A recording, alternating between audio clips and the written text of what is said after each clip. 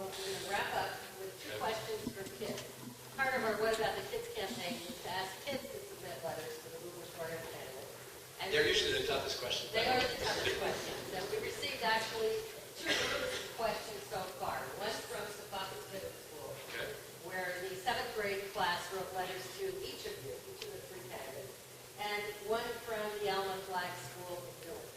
Let me read one question, which is actually on a different topic than we talked about today, from a student, Jennifer, at Secaucus Middle School. My question to you is, what type of program can you start for kids under the age of 16 to receive income?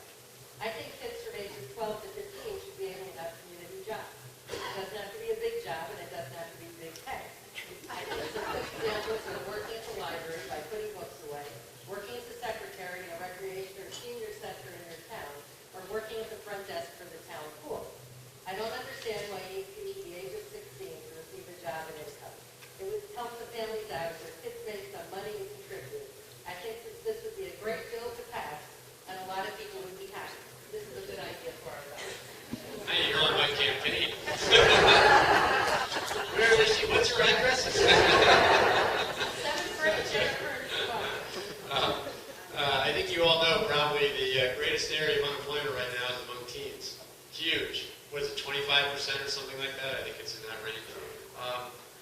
Unfortunately, no easy answer to our student because we have a difficult time. But I would love to see more organizations provide internships for kids at even younger ages, because I think that if we start to get kids, in fact, I don't know about you all, but one of the biggest disappointments I have now in hindsight, and in many respects for my two daughters who went through school without any real business training whatsoever, no real exposure to the real world of the economy, and particularly in today's world where kids have gotten the belief that, hey, everything can work.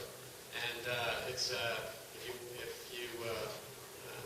you can, I don't want to say you can get something for nothing, but we've trained our kids a little bit out of the real work ethic, unfortunately. So to the degree that we could get some internships for kids at young ages, where, just like you said, at the swimming pool, volunteer for a couple hours, or if somebody could scrape out some way to pay it, or get some volunteers in the community, say, yeah, I'd invest $100 or $200 in that kid being able to go for a few hours for a few weeks. Those are the kinds of things we're going to have to do.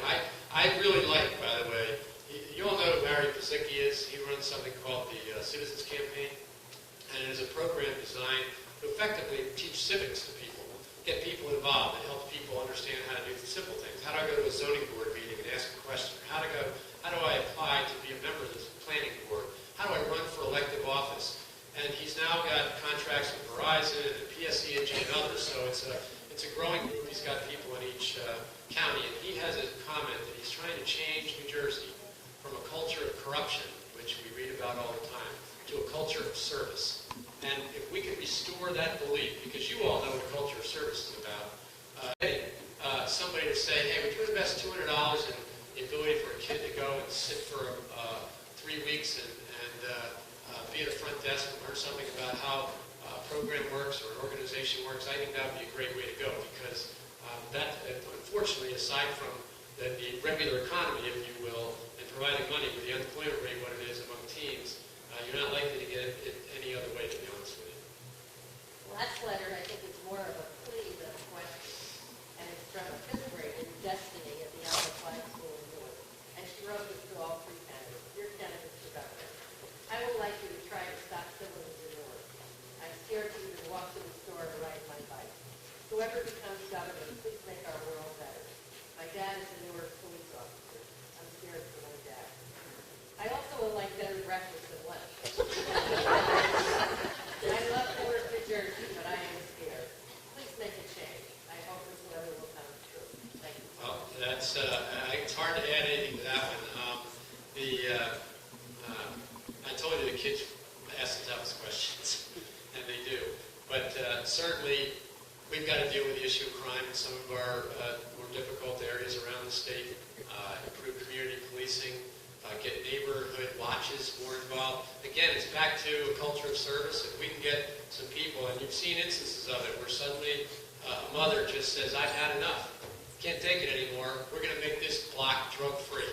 We're going to start house by house, room by room. Whatever it takes, we're going to drug-free and crime-free, and they succeed.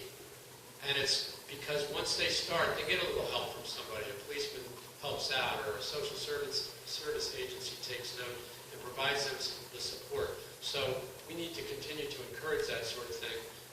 But in the end, I couldn't agree with her more. I have the same belief, and I will, believe me, if you all take the risk, and I've said this over and over again in New Jersey this year, if I had the vote of every person who told me, I'm not sure, if I vote for you, it's a vote for John Corzine, or if I vote for you, it's a vote for Chris Christie. Everybody who said that to me votes for me, I'm going to win this thing on a walk. Because I can tell you that people in this state are upset beyond belief of both parties because of the unwillingness and the inability to step up to and address these questions, have a conversation, bring the people together into a room, and slug out an answer. Roll up your sleeves. This isn't about ribbon cutting and all the happy things that you get to do when you're governor. This is hard work. And I can assure you that if you elect me, you're going to get the hardest working person you've ever seen